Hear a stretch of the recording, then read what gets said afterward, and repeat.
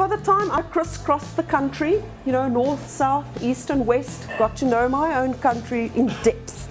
I left the country and worked on the islands around it. During the time when things were really, really bad, my father had to make a very important decision whether we were going to stay in South Africa or whether we were going to go back to our British roots, or his British roots rather, or are we going to go to Australia?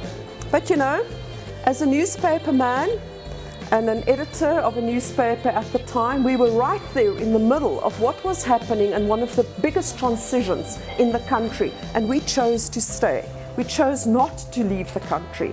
We decided to be there, be it good or be it bad, and that's where we remain.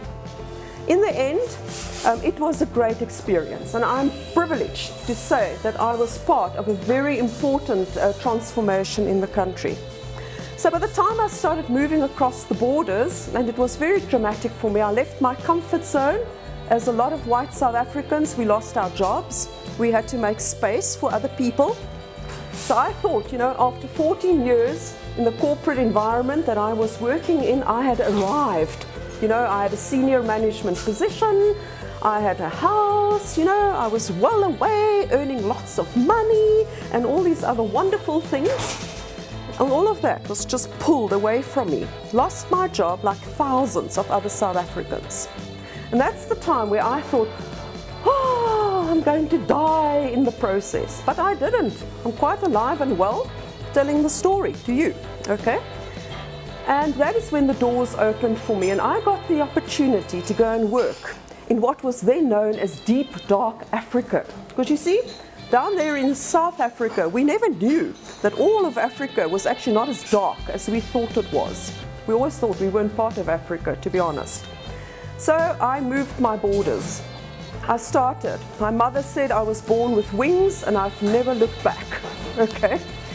And I really started doing the rest of Africa. I moved into what is known as the South African Development Economic Countries, which is the likes of Namibia, Botswana, Mozambique, Zimbabwe, Zambia, Lesotho and Swaziland. And guys, believe me if I tell you, if you want to see a beautiful part of the world, that's it. The best wildlife, the best people, the most exquisite journeys that you can take in that part of the world. We have a beautiful continent. It is an amazing continent. There is nothing like it in Earth, in all of the Earth. So off I went. I crossed the borders and I went from the southern tip of Africa and I went right up north. I went west, I went east, I went into Central Africa. And I will never forget the first time I landed in the Democratic Republic of the Congo. I was petrified. There was a war on at the time. And the United Nations, they were everywhere. And the plane stopped on the runway. And I went, oh God, is there any reason why I don't have to get off this plane? Please, please, please, please make me not get off this plane. I had to get off the plane. I left the Congo 3 weeks later in tears. I was crying. I didn't want to go back home. I met up with the most amazing people. I had the opportunities to go and see the gorillas, which was also a wonderful opportunity. I went back to the Congo 3 times. Every time I stayed longer. Made some amazing friends in the Congo. From there, we all are aware of what happened in Rwanda, the genocides in Rwanda. It's one of the most developed countries at the moment in terms of economy. It's growing, its infrastructure is changing. Then I went west to the likes of, because I speak French, I moved around all the French-speaking countries, the Côte d'Ivoire. I had the opportunity to work in Mali, up in Guinea, took a trek through the Sahara Desert, worked in Morocco, smoked far too much hookah. I know that. What can I say? Learned some Arabic with very strong coffee. Oh, those Arabs. Woo, Allah, don't trust them when you go to Morocco. That's my message to you, okay? They make you do funny things. On a clear day, you can see Europe from Tangiers. You can cross the Mediterranean and go into Spain if you want to. So it's really great.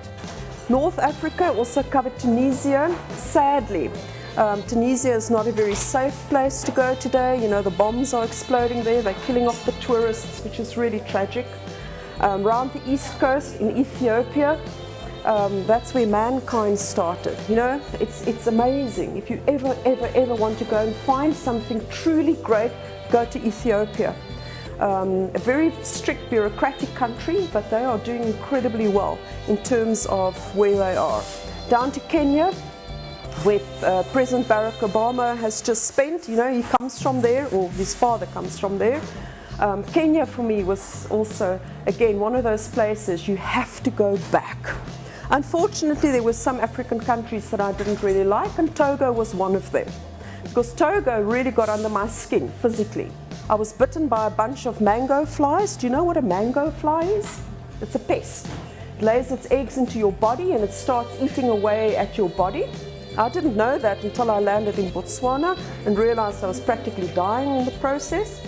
But you know, unfortunately, it didn't eat away enough of me. I mean, look at me, there's still lots of me to go around, you know. What can I say? These stupid mango flies. But unfortunately also in Senegal, you know, mosquitoes loved me too. I got malaria, became really sick from that. But you know, Africa is in my blood, literally, figuratively, okay? And here I am, living to tell the tale. By the time I left Africa, and I went into Europe, because we had to make some decisions, I felt confident and comfortable with my own continent and with my own country and with what I did before I went into Europe, lived in Europe, moved up to Britain and stayed in Britain for a while, and later also in America.